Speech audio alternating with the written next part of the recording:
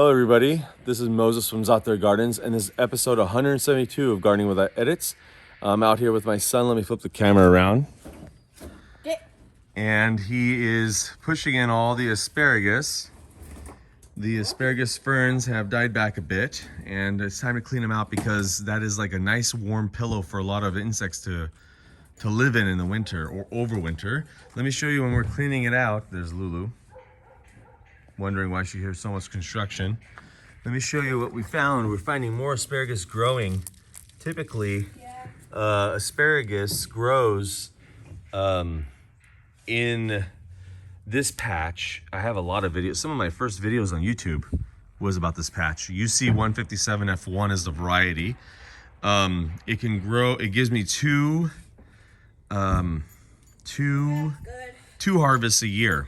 One in the spring and one in the fall. Now I'm getting my first asparagus spears January 1st. So in about 10 days, we're gonna have asparagus coming up from this patch. So I have to get stuff out of here now. And then when these little red berries, we're gonna try to clean up as much as we can. But I don't like these berries to grow out or it'll be asparagus everywhere. I'll look for little asparagus, like it'll look like this coming out of the ground. If we could focus, there he goes.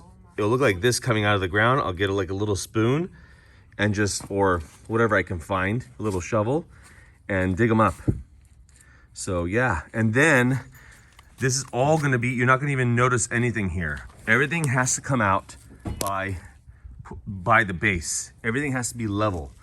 You don't want these sticking out of the ground. And that's how I harvest my asparagus too, as well, when I pick them to eat. So they keep producing asparagus. You don't want to keep this because this stuff is dangerous. I already cut myself right here. You see the blood? I mean, it's not a deep cut. You can see my knuckles.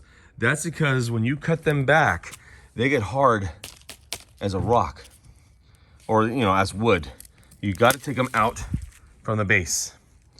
All right, everybody. Happy gardening. Bye.